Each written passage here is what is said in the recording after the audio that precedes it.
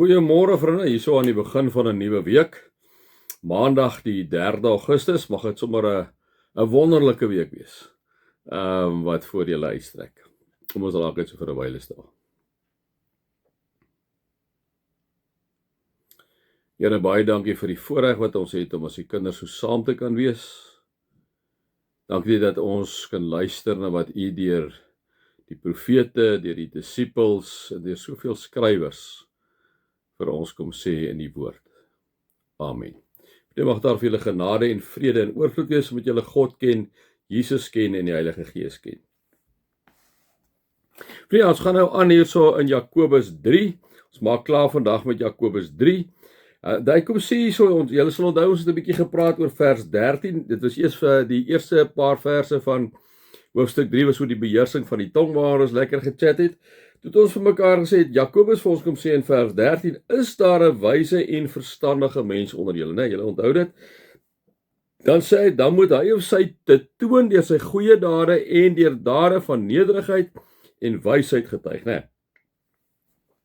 En dan kom hy kom praat hy nou met hierdie mense wat verspreid is daar, kom sê hy vir hulle, hoorie, julle dade moet daarvan getuig, en dan sê hy, terwyl daar bittere naaiwer selfsug in julle harte is, moet julle nie daarmee spog dat julle wysheid het nie. Kom sê hy nou maar net vir die mense, kom wys hulle daarop dat hulle moet mooi kyk, daar is daar naaiwer is daar amper die jaloesie, is daai tipe goeders.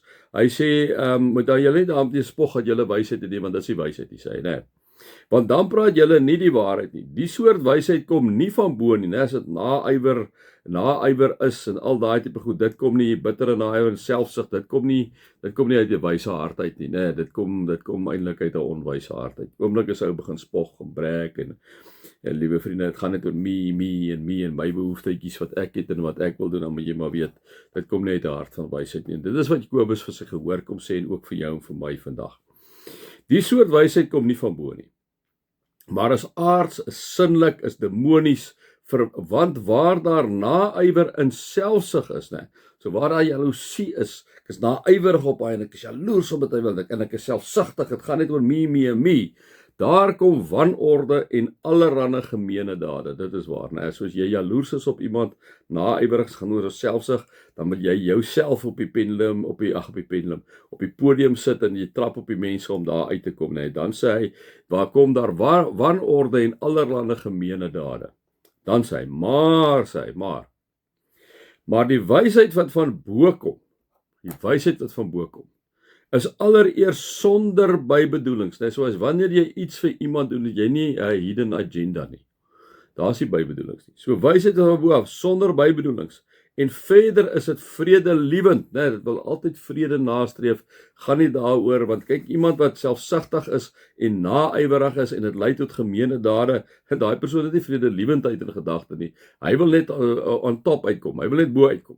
Hoe hy daar uitkom, hoe sy daar kom pla glad nie. So daar's niks van vredelewendheid nie, dit gaan net oor me, né? So hy sê, wysheid wat van bo kom is vredelewend, is inskikkelik. Dit beteken jy kan met 'n oue kompromie aangaan. Jy's inskikkelik. Jy probeer jouself in die ander persoon se skoene plaas. Jy's inskikkelik. So jy is bereid om te luister na wat die ander een sê. Jy's selfs bereid om jou opinie te verander. Jy's inskikkelik, né? Jy's bedagsaam, né? Jy's nie ongemanierd nie. Jy's bedagsaam. Jy wil luister wat die ander ene sê. Jy val nie die ander ene in die rede nie, want dit gaan nie net vir jou oor me, dit gaan regtig vir jou oor die ander mense, né? Wysheid wat van bo af is vol medelee. Jy kan regtig empatie hê met iemand wat deur 'n swaar tyd gaan. Jy kan regtig empatie hê met iemand wat sy werk verloor het, wat in 'n egskeiding is, wat uit 'n verhouding uit is wat pynlik is, iemand wat siek is, iemand wat emosioneel het mee goed gaan. Jy kan medelee hê. En daar by jou is daar goeie vrugte. Wat is goeie vrugte? Dit is Galasiërs 5:22. Geduld, getrouheid, goedhartigheid, vrede, vreugde, vriendelikheid, liefde, nederigheid, selfbeheersing. Ons kan nog 'n klomp ander goed daar sit, maar dis die vrugte van die Gees, né? So daar's goeie vrugte wat by iemand is wat wysheid wat van bo is onpartydig. Dis iemand wat nie partydig is nie.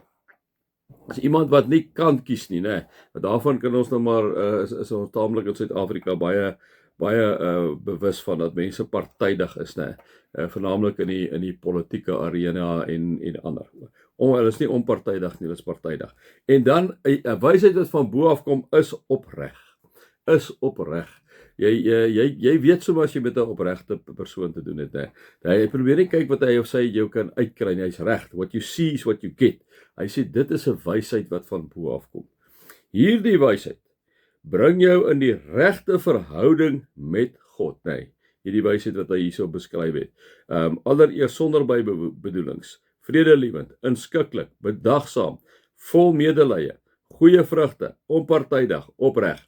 Hierdie wysheid bring jou in die regte verhouding met God en jy moet dit gebruik om vrede te maak. Nou, as mense hierdie eienskappe nastreef, sal altyd daarop uit om vrede te maak met mense rondom hulle.